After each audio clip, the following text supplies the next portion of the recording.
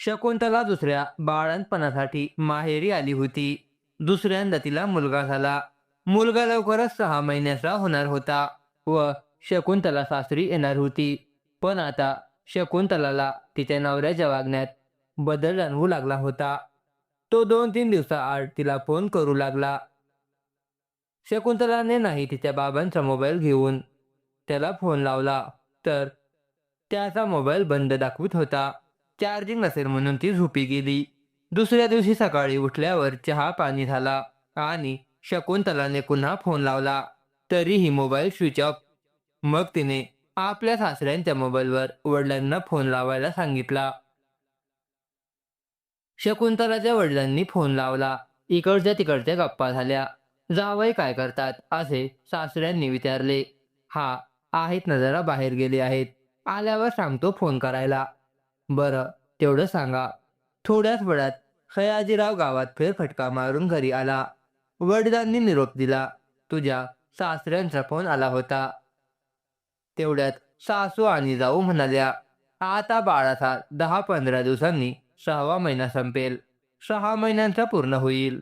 हो, आता तिला इकडे यायचं असेल. गाडीचा खर्चाच्या भरपाईसाठी फोन आला असेल. हो, तुमचं बरोबर आहे. वहिनी आणि आई. तो म्हणाला, बरं तू फोन तर करून बघ. काय म्हणतात ते? आई म्हणाली, त्याने फोन केला. हॅलो जावई बोलतोय. हा बोला की. झालं का जेवण? हे काय जेवण करून आता रानातच निघणार होतो. पण म्हटलं अगोदर फोन करावा. तुम्ही बाबांच्या फोनवर फोन केला होता. काय विशेष? सगळं ठीक आहे ना? हो, सगळं ठीक आहे. ते तुमचा फोन बंद आला. त्यामुळे त्यांच्या मोबाईलवर फोन केला. हा बोला. शकुंतला सोबत सासरे म्हणाले, हॅलो बोला. शीतल काय करत आहे? खेळत आहे. बाळ कसं आहे? ठीक आहे. एवढ्या सकाळी सकाळी कशासाठी फोन केला? मी घाबरलो ना. सयाजीराव काळजीच्या स्वरात म्हणाला, काळजी करण्याचा काही विषय नाही. Hello hello. तुझा आवाज तुटत आहे. सयाजीराव म्हणाला. हॅलो, येतोय का आवाज? हा येतोय. बोल. तुमचा फोन लागत नव्हता म्हणून मी बाबांच्या मोबाईलवर फोन केला. शकुंतला म्हणाली. रात्री शेतात माझा मोबाईल पाण्यात पडला. मग थोडंच त्यांच्या दोघांचं जुजबी बोलणं झालं. मग सयाजीरावने आईकडे मोबाईल दिला. शकुंतला सासूसोबत थोडा वेळ बोलली. नंतर दोघी जावांसोबत बोलणं होऊन फोन ठेवण्यात आला. मला वाटलं आज तरी शकुंतला म्हणेल मला घ्यायला या किंवा मी तिकडे येत आहे. परंतु शकुंतला अजून देखील इकडे यायचं काही म्हणत नाही. तो मनाशीच पस्तावा करत म्हणाला. यामुळे सयाजीराव दिवसेंदिवस मीराचा पिच्छा करण्यात घालवायचा. तो सारखा मीराच्या विचारात राहू लागला. मीरा त्याला टाळत असल्यामुळे सयाजीरावचा पुरुषी अहंकार दुखावला जात होता. एवढे लाडागोडीने मी हिच्या मागे पुढे करत आहे तर ती मला किंमत देत नाही. स्वतःला ही काय अप्सरा समजते.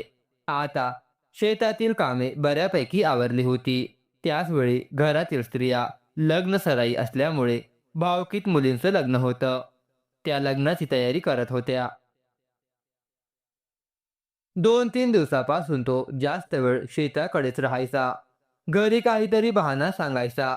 बहाणाने असेल ते गवत काढतो, नाहीतर उसाला पाणी देतो असे कारण सांगून तो शेतात जायचा.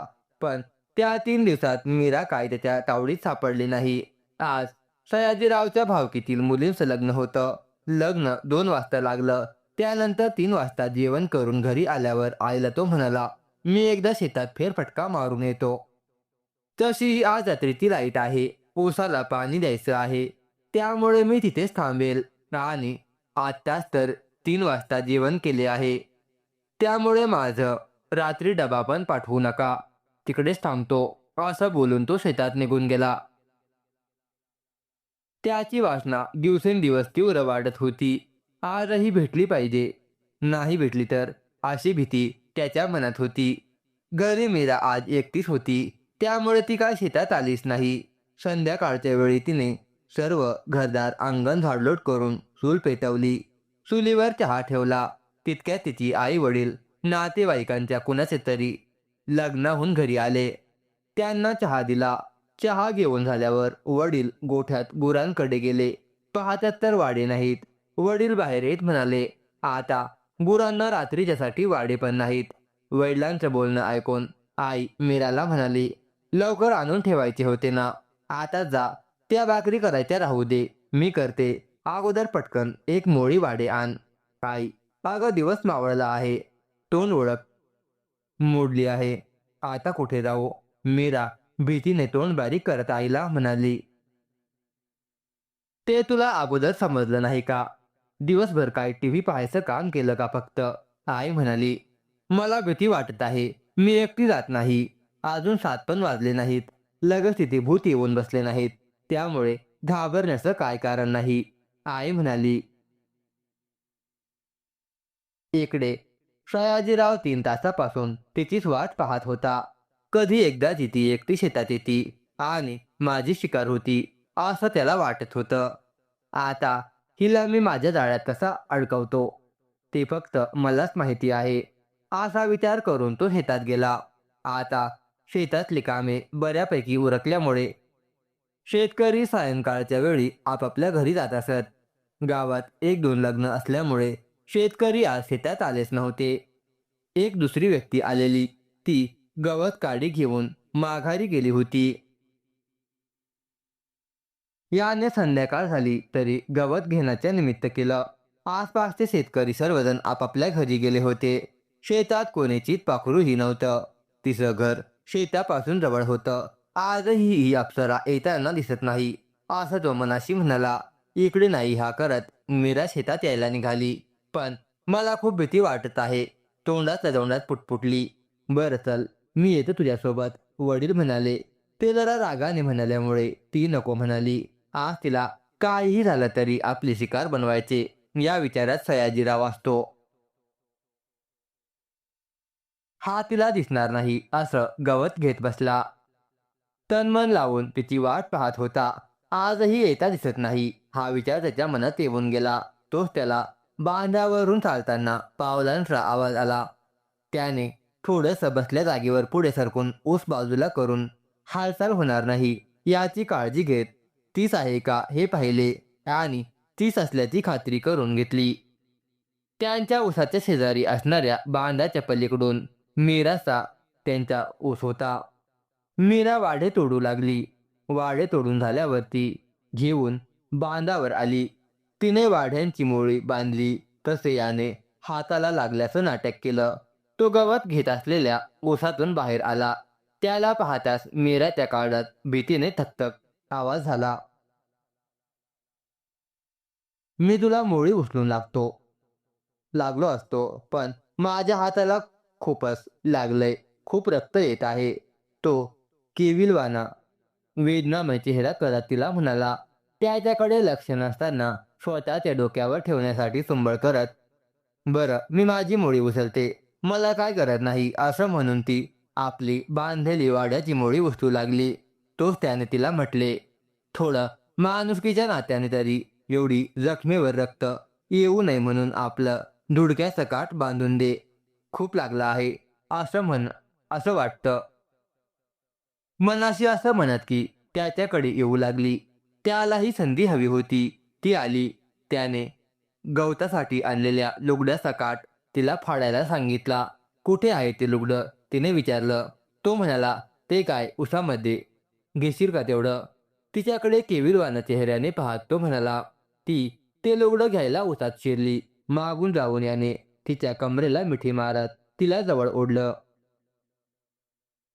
तिने स्वतःला त्या तावडीतून सोडवायचा प्रयत्न करून ती पळायला लागली तर त्याने आपली मिठी पकड अजून घट्ट केली. तिला आता पळता येईना. त्याने तिला जवळ ओढून घेतले. तिच्या उंच अंगावरून हात फिरवायला सुरुवात केली. तिच्या तोंडावर एका हाताचा पंजा ठेवत हाताने तिचं तोंड दाबून धरलं. तो त्याच्यातील जागा झालेला राक्षस तिच्या शरीरावर तुटून पडला. ती ओरडण्याचा प्रयत्न करत होती, परंतु त्याच्या ताकदीपुढे तिची ताकद गळून पडली. किती वेळ झाला आहे तरी ही मुलगी अजून मोळी घेऊन आली नाही. तिला एवढा उशीर कधी लागतच नाही. आई म्हणाली, जाऊन तिला जरा पाहून या, उशीर लागला आहे. माझ्या बोलण्याचा रागामुळे जास्त वाडे तोडून बसली असेल, आई म्हणाली. वडीलही लगेच काळजीपोटी तिकडे येऊ लागले. तर त्यांना चालताना समोर बांधावर मोळी पडलेली दिसली. ते उसात शिरू लागले. तोच त्यांना पाठीमागच्या उसातून कणत असल्याचा आवाज आला. त्याच पावलांनी ती पटकन त्या उसात जाऊ लागले. कोणीतरी येत आहे, उसाची सळसळ होत आहे, म्हणून त्या नराधामाने आपले कपडे अंगावर चढवण्याचा प्रयत्न केला. तोच त्याने तिचे तोंड रुमालाने बांधले. तरीही ती कोणीतरी येत असल्याचा अंदाज घेऊन जोराने कणत होती. या राक्षसाने तिचे तोंड दाबून आपली वासना पूर्ण केली होती. तिने ओरडण्याचा प्रयत्न केला, परंतु त्याच्या ताकदीपुढे तिचं काही चाललं नाही. ती बिचारी ओरडण्याचा प्रयत्न करत होती. तिच्या ओरडण्याचा आवाज तिच्या वडिलांना तो आवाज गेला. तेही त्या दिशेने धावत आले. मुलीला अगोदर तिचं बांधलेलं तोंड सोडवलं. तिला अंगावर ओढणी दिली. ती बिचारी शरीराचा मूर्ख मुटकुळा करून त्या जागेवर पडलेली होती. तिच्यामध्ये उठण्याची तिच्यासाठीही प्राण आणि तिची मानसिक अवस्था नव्हती. तोपर्यंत सयाजीराव पळायचा प्रयत्न करू लागला, परंतु वडिलांनी एक काठी त्याच्या डोक्यात टाकली. तसा तो खाली पडला. वरून त्यांनी लाथाबुक्क्या काठ्यांनी त्याला बेदम मारलं. त्याला पाण्याची अपेक्षा ठेवली नाही. एवढं करून ते थांबले नाही, तर त्याच्या वीक पॉइंटवर त्यांनी जोरात लाथ मारली.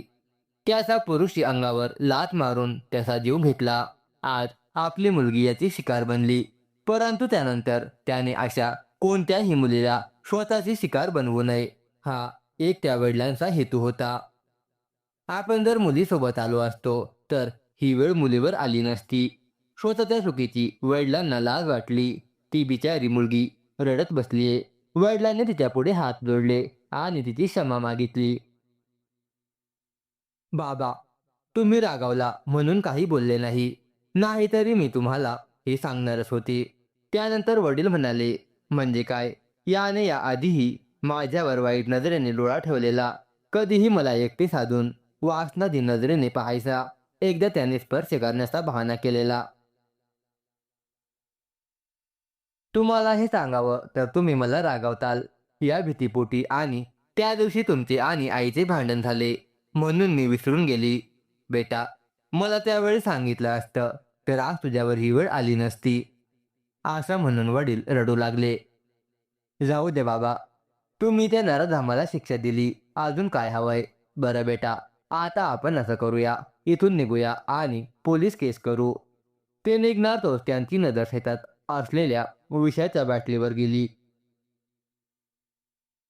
मृतदेहाला फरकटत ओढत नेऊन जवळच असलेल्या आंब्याच्या खोडाला मान देऊन बसवलं. त्याच्या तोंडावर पॉयझन टाकलं. नंतर बॉडी तशीच आंब्याच्या झाडाखाली शेतात टाकून मुलीला घेऊन वडील घरी गेले. सर्वांना वाटावं की त्याने भीतीपोटी आत्महत्या केली आहे. मुलीची अशी अवस्था आणि नवऱ्याचेही चेहऱ्यावरचे ते हावभाव पाहून आई तर घाबरून गेली. तुझ्यामुळे आज माझ्या मुलीवर ही वेळ आली, वडील रागाने लालबुंद होत आईच्या कानाखाली देत म्हणाले. काय झालं? आई घाबरत म्हणाली. ते आता विचारू नकोस. आधी आम्हाला पोलीस स्टेशनला जाऊन तक्रार करून येऊ दे. असं म्हणून वडील आणि मुलगी पोलीस स्टेशनला गेले. नंतर त्यांनी पोलीस केस केली. माझ्या पीडित मुलीला न्याय मिळालाच पाहिजे, वडील म्हणाले. मुलीची सर्व तपासणी झाली. सकाळी सर्व रिपोर्ट आल्यावर तिच्यावर आरोपीने बलात्कार केला असं सिद्ध झालं. दुसऱ्या दिवशी पोलिसांचा त्यांच्या घरी सयाजीरावच्या वाड्यात प्रवेश झाला. पोलीस वाड्यात आले आहेत हे पाहून सर्वजण आश्चर्यचकित झाले. मुलगा कुठे आहे? पोलिसांनी विचारलं, तर कोणालाच काही कळेना. तो शेतात गेलेला आहे. काय झालं? वडील आपल्या निर्विकार चेहऱ्याने त्यांनाच विचारू लागले. तुम्हाला माहित नाही का? पोलिसांनी त्यांना म्हटले. तुम्ही कशाबद्दल आणि काय बोलत आहात तेच मला समजत नाही, सयाजीरावचे वडील म्हणाले. मग त्यांनी त्या मुलीचे मेडिकल रिपोर्ट सयाजीरावच्या घरच्यांना दाखवले. तुमच्या मुलाने ह्या मुलीसोबत अतिप्रसंग केला आहे. ते पाहून सयाजीरावच्या वडिलांच्या पायाखालची जमीनच सरकली. मी तुमच्या पुढे हात जोडतो, मुलाचे वडील म्हणाले. वाटेल ते पैसे घ्या, पण हे केस मिटवून टाका. ते हातापाया पडू लागले. पैसे घेऊन खिसे भरायचं काम आम्ही करत नाहीत. आम्ही आमचं कर्तव्य पार पाडतो. त्यासाठी सरकार आम्हाला पगार देत आहे. पोलीस अधिकारी करड आवाजात म्हणाले.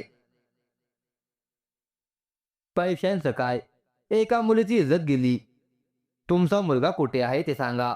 तो शेतात गेला आहे. कधी गेलेला आहे? अहो, रात्रीची लाईट होती. त्यामुळे तो रात्रीपासून शेतात गेलेला आहे. ऊसाला पाणी द्यायला. ऊसाला पाणी द्यायला की दुसरा पराक्रम करायला, पोलीस इन्स्पेक्टर म्हणाले. इकडे तिकडे तपास सुरू झाला. सयाजीरावचे वडील मीराच्या घरी गेले. मुलाचे वडील मुलीच्या वडिलांच्या पाया पडू लागले. ही केस मागे घ्या. माझ्या मुलाच्या पाठीमागे मुलं बायको आहे. तो जर जेलमध्ये पडून राहिला तर त्याच्या बायको मुलांकडे कोण पाहिल? एक बाप तुमच्या पुढे हात जोडत आहे. सयाजीरावचे वडील गयावया करून बोलू लागले. केस मागे घेतली तर मुलीची इज्जत भरून नाही निघणार. तुमचा मुलगा आरामात जगेन ताठ मानेने, त्यामुळे त्याला शिक्षा झालीच पाहिजे. मुलीचे वडील म्हणाले. बरं, तो कुठे फरार आहे? मुलीचे वडील विचारू लागले. तो शेतातच आहे. रात्रीची लाईट होती म्हणून पाणी देत असेल पिकांना, ऊसाला, असं ते म्हणाले. मग पोलिसांची मोहीम शेताकडे वळली. सयाजीरावचे वडील आणि भाऊ पोलिसांसोबत होते. उषातील त्या जागेचा पंचनामा झाला. त्यानंतर काही जण इकडे तिकडे जाऊन सयाजीरावला शोधू लागले. त्यांच्यासोबत सयाजीरावचे भाऊ आणि वडील होते. तेही त्याला इकडे तिकडे उसात पाहत होते. दोन्हीही उसात पाहून झालं, पण तो काही दिसला नाही. नक्की हा कुठेतरी फरार झाला आहे, असं म्हणत पोलीस उसातून बाहेर निघाले. समोर उसाच्या पलीकडून असलेल्या आंब्याच्या झाडाखाली जाऊ लागले. जाताना त्यांनी समोर पाहिले तर तिथे एक मृतदेह पडलेला होता. त्यांनी सयाजीरावच्या भावांना आणि वडिलांना इकडे या असा आवाज दिला. ते तिघे धावत आले. समोर अशा मृत अवस्थेत आपल्या मुलाला पाहून वडिलांनी हंबरडा फोडला. भीतीपोटी आत्महत्या केली आहे असं भाऊ आणि वडील रडत म्हणाले. त्याच्या तोंडावर पॉइझन आहे, परंतु तोंडाला फेस नाही, त्यामुळे हत्या आहे की आत्महत्या पोस्टमॉर्टम केल्यावरच कळेल, पोलीस म्हणाले. आता कशाला मेल्यावरही त्याची तीरफाड करता? मुलाचे वडील म्हणाले. तो गेला, विषय संपला. आता काही पोस्टमॉर्टम करायची गरज नाही. तुमच्या भीतीपोटी आज माझ्या मुलाने जीव दिला. झालं ना तुमचं समाधान? मुलीच्या वडिलांचे तोंडाकडे पाहत रडत रडत ते म्हणाले. आमचं समाधान म्हणजे काय? मुलीचे वडील आता चांगले संतापले. तुम्ही हे वळण लावलं होतं का त्याला एखाद्याच्या मुलीवर वाईट नजर ठेवायची? हे असे संस्कार दिले होते का? घाणेरडे. मुलाचे वडील आता बोलण्याच्या मनस्थितीत नव्हते. ते रडून घायाळ झाले. भाऊ पण रडत होते. त्यामुळे मीराच्या वडिलांना कोणीच काही बोललं नाही. काय केलं सयाजी तू हे? आता तुझ्या बायको लेकरांचं काय होईल? कुणामुळे तुला असं करायची गरज होती? असं ते बडबडू लागले. पाहता पाहता ही बातमी घरी पोहोचली. आईने तर अंग टाकून दिले. मोठ्या दोन्ही सुना तिला सावरत होत्या. रडारड सुरू झाली. तशा शेजारील आयाबाया येऊ लागल्या. इकडे भावांनी एक रिक्षा करून बॉडी तिच्यामध्ये टाकली. तोपर्यंत बॉडी घरी आणली. त्याच्या सासरवाडीला फोन करून त्याच्या सासऱ्यांना तो गेल्याची बातमी सांगितली. हे ऐकून त्यांना भोवळ कसं काय झालं सारं विचारेपर्यंत फोनही कट झाला. शेजार त्यांच्याजवळ असलेला शकुंतलाचा भाऊ आपल्या वडिलांना असं घामाघुमा आणि चक्कर आलेली पाहताना घाबरला. काय झालं बाबा? विचारू लागला. त्याने वडिलांना पिण्यासाठी पाणी दिले. काय पाणी पितो बाबा? आता माझ्या तरुणी मुलीचं आयुष्य कसं जाईल? असं म्हणून ते रडू लागले. बाबा, तुम्ही काय बोलत आहात? मला काही समजत नाही, तो वैतागून म्हणू लागला. चल आता आपण घरी जाऊ. शकुंतला ताई समोर घरी गेल्यावर काही विषय काढू नको. नाकालाची मान हलवून डोळ्यांनी नाही म्हटले. शकुंतला घरात बाळाला घेऊन बसलेली होती. आई, जरा बाहेर ये. बाबांना जेवण पाहिजे. शकुंतलाचा भाऊ म्हणाला. आई बाहेर आली. वडील तिला घेऊन अंगणात असलेल्या लिंबाच्या झाडाखाली गेले आणि ढसाढसा रडू लागले. काय झालं? आईने काळजीपोटी विचारलं. आपल्या शकुंतलाचा नवरा गेला. आईला जर काय झालं ते तिला स्वतःला समजलं नाही. तिने स्वतःला धाडकन खाली झुकून दिले. झालेल्या आवाजाने भाऊ बाहेर आला. काय झालं? आईला म्हणाला. काय बाबा, काय झालं? ते मला सांगा ना. आता तो रडकुंडीला येत म्हणाला. मग आईलाही त्याने पाणी दिले. उठून बसवले. आता या पोरीला काय सांगायचं?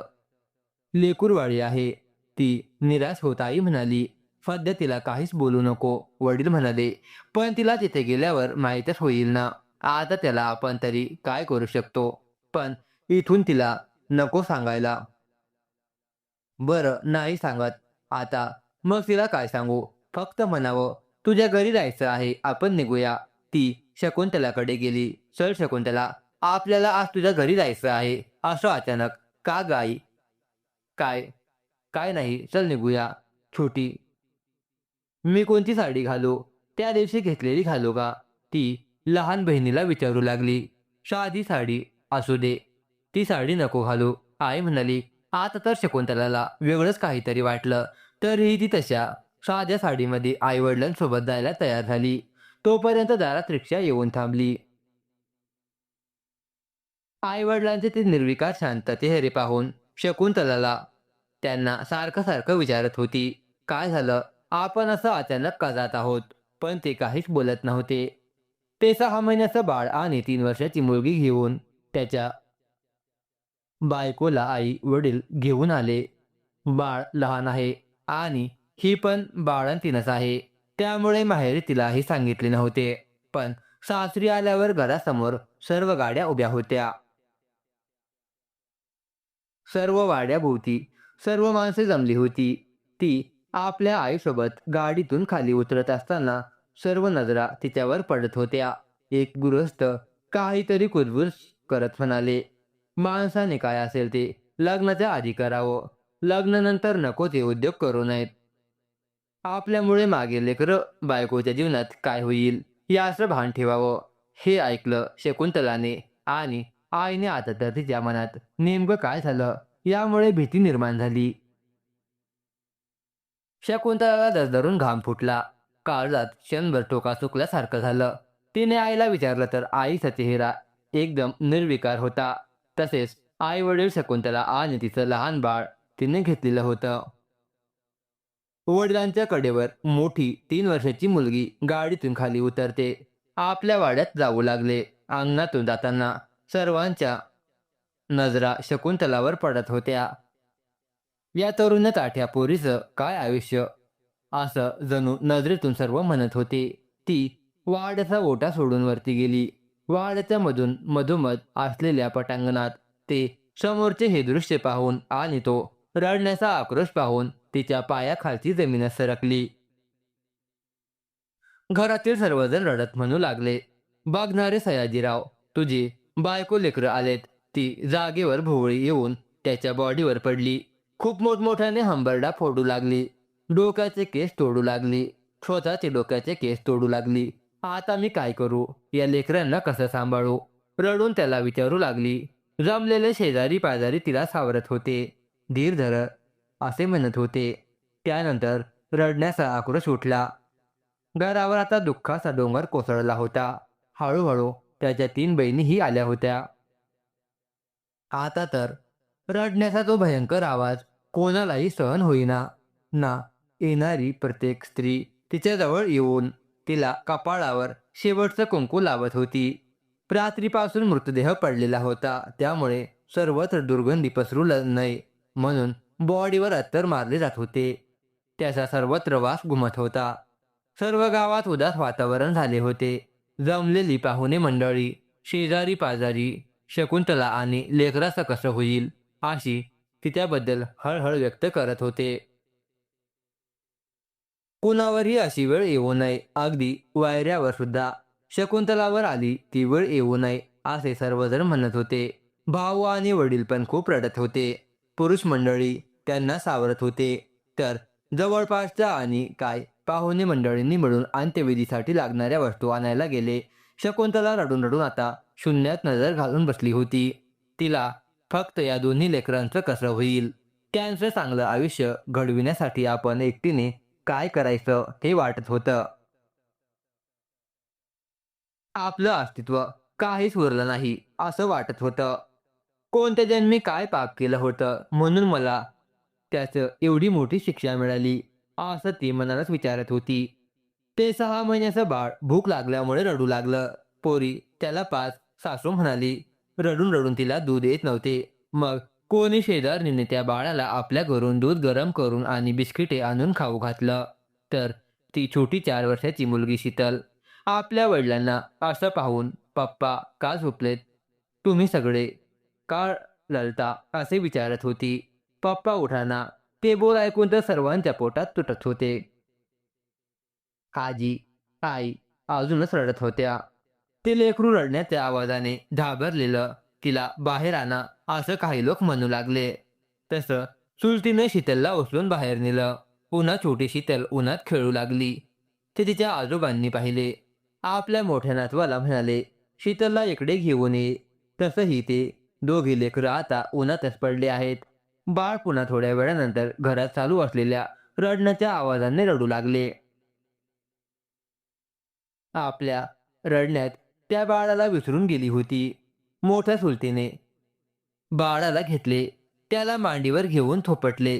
पण त्या रडण्याच्या आक्रोशाने या इवल्याशा जीवाला काय झोप येणार? त्याला तर हा काय प्रसंग आणि कशासाठी आक्रोश चाललाय हेही कळत नव्हते. बायाने तिच्या भांगा शेवटचे कुंकू भरून तिच्या हातातल्या बांगड्या फोडण्यात आल्या. त्याची आई तर आता खूप रडत होती. सयाजीराव, तुला माझं दूध कमी पडलं का? असं जोरजोरात विचारत होती. आमच्या भावाला काही झालं नाही. तो झोपला आहे. त्याच्या तोंडावर पाण्याचे शिंतोडे मारा. तो उठन ना. असं म्हणून बहिणी रडत होत्या. आम्हाला न्यायचं होतं तर आम्ही तुला नेत आहोत. असं आई वडील जीवाच्या आकांताने ओरडून म्हणत होते. सयाजीरावची बॉडी स्मशानभूमीकडे न्यायची वेळ झाली. आता जमलेल्यापैकी काही जण म्हणाले, बाळ लहान आहे. हिला थांबू द्या बाळाजवळ. तर कोणी म्हणालं, असं कसं? तिला बाळाजवळ थांबता येईल. त्याची ती बायको आहे. तिला सोबत न्यावंच लागेल. थांबायचं नाही. मला पण तुमच्यासोबत यायचे. आता मी कशाला जगू? आपल्या लेकरांचं काय होईल? शकुंतला बॉडीवर आपले डोक्याचे केस तोडत म्हणत होती. तो गेला, पण तू धीर धर. तिला सर्वजण म्हणत होते. मग एका नातेवाईकातल्या आजीला त्या बाळाजवळ थांबवलं. शकुंतलाचे तर हाता पायातील त्राण निघून गेले होते. तिला धरून तिथपर्यंत दोघी जणींना न्यावे लागले. तेथे गेल्यावर त्या बॉडीला सरपणावर ठेवून रॉकेल टाकून आग लावली. नवऱ्याला त्या सरपणावरील आगीमध्ये जळताना पाहून हिचं काळी जळत होतं. ती आपले ओठ दातामध्ये धरून डोळ्यातून अश्रुधारा गाळत होती. तसे तिला कोणी म्हणालं, तुझ्या पायातले जोडवे काढून त्या आगीमध्ये टाक. तिने ते काढून फेकले. ती ओरडत होती. आपले केस तोडत होती. तुला धीर धरावा लागेल. सगळं सहन करावं लागेल. दुःख विसरावं लागेल. तुझ्या 2 लेकरांना तुझ्याशिवाय कोण आहे? त्यासाठी तुला जगावे लागेल. तिला जमलेली पाहुणे मंडळी सांगत होती. तिच्या काळजाला किती वेदना होत्या हे फक्त शकुंतलालाच माहीत होते. तो मृतदेह अग्नीच्या निखाऱ्यात जळत होता. तर तिला विधवापणाच्या निखाऱ्यात आयुष्य घालवायचं होतं. वयाच्या अवघ्या 20-22व्या वर्षी तिच्यावर विधवापण आलं होतं. काय हा माझ्यासाठी काळ दिवस उगवला? हे ती स्वतःलाच विचारत होती. मी कोणत्या जन्मी कोणतं पाप केलं होतं म्हणून माझ्या नशिबी ही विधवापणाची शिक्षा आली. विधवापणाच्या ज्वालांनी तिचं काळीज जळत होतं. पण ते कोणाला कळत नव्हते. शेवटी अंत्यविधी झाला आणि तिला घरी घेऊन आले. येताना शकुंतलाच्या अंगातून गरम वाफा येऊ लागल्या. आता आपण एका अग्निमय जीवनाला सुरुवात करत आहोत हे तिला कळून चुकले आणि लेकरांसाठी तिला जगावंच लागणार होतं. घरी आल्यावर कोणी पाहुणे थांबले तर कोणी निघून गेले. मोठ्या दोन्ही जावा लेकरा बाळांना सांभाळत होत्या. सयाजीरावच्या आईने आणि बायकोने अंथरून धरले. शकुंतला, असं नको करू. बाळा, तुला असं पाहून आमच्या काळजाची राख होत आहे. तुझ्यासाठी हा धक्कादायक आणि खूप भयानक प्रसंग आहे. तरीही सावर्यातून तिची आई तिला समजावत होती. तर मैत्रिणींनो आणि मित्रांनो, शकुंतलाच्या जीवनात अजून पुढे काय काय घडेल बघूया पुढील भागात. पुढील भाग न चुकता ऐकण्याकरिता सर्वांनी चॅनलला सबस्क्राईब करून ठेवा. धन्यवाद.